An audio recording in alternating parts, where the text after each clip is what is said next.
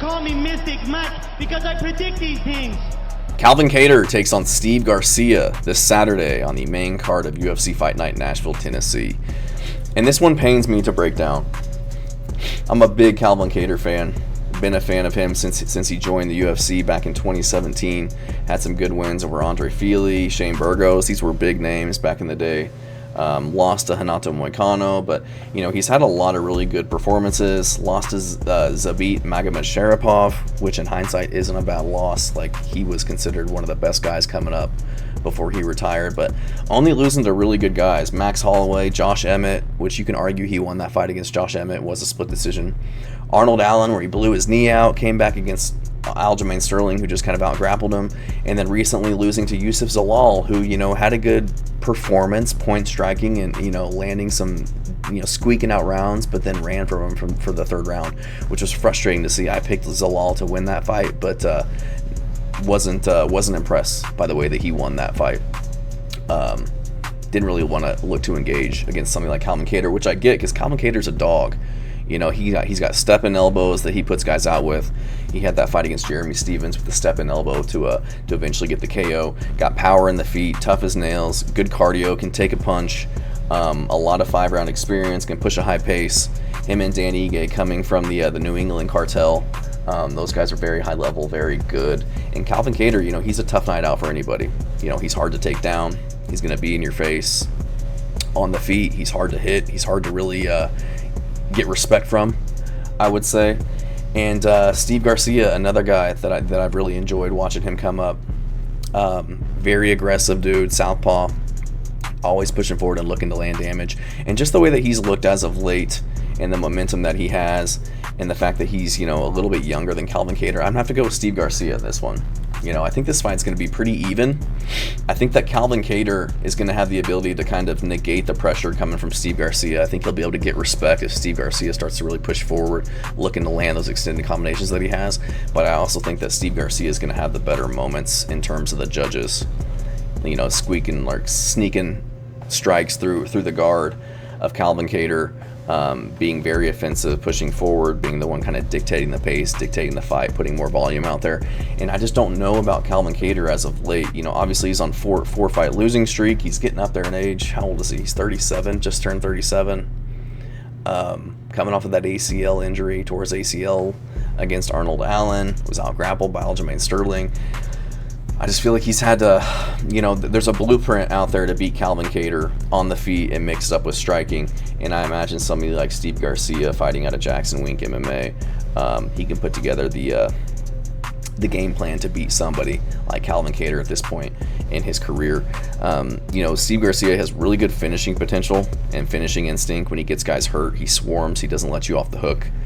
Really good power, good combinations, has a really good oblique kick to the knee that we've seen that I imagine he will utilize against somebody like Calvin Kattar, who, me, myself, coming off of an ACL injury, I would be very cautious of that too.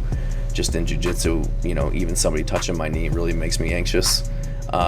So I can only imagine coming off of an ACL injury in a fight, somebody kicking at your knee is really going to cause you to kind of back off the pressure and get you second guessing, really crashing in or closing the distance, crossing that void to land your strikes.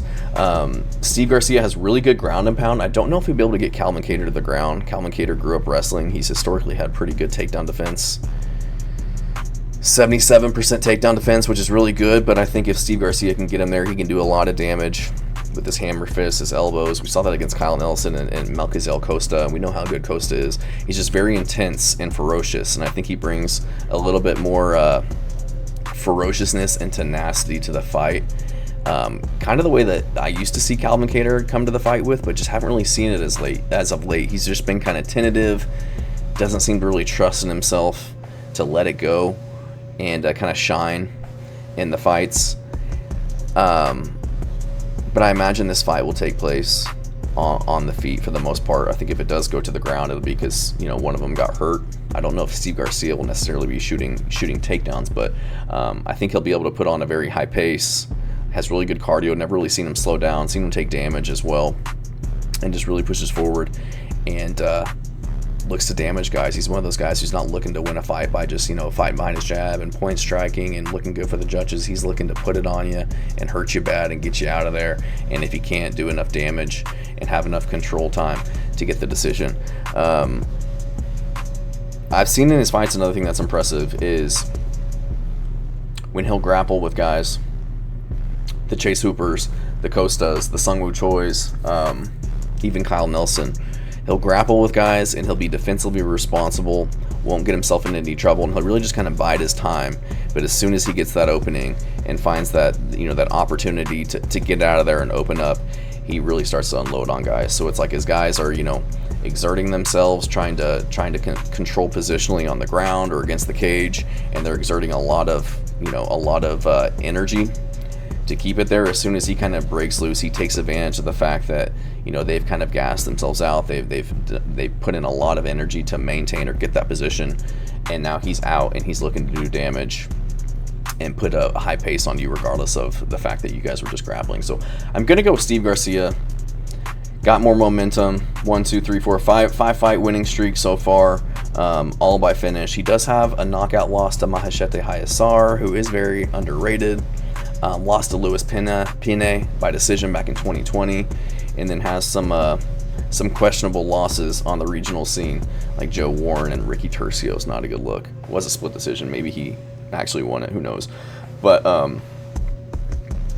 outside of that, looked really good since 2022. Like I said, good camp behind him, very well-rounded finisher on the feet. So I'm going to go Steve Garcia. I trust him a little bit more just based on how he's looked as of late compared to Calvin Kattar. Calvin Kattar, he is fighting really good guys, though, and losing a lot of them by decision. Not really a guy that gets finished. Very tough. I don't think he's ever been finished outside of the knee injury, which I wouldn't even call a finish, against Arnold Allen. So he's hard to get out of there. He's got the rub fighting really good guys, but I just can't imagine he's in the best headspace, doesn't have a lot of momentum or, confidence heading into this one. So I'm going to go Steve Garcia.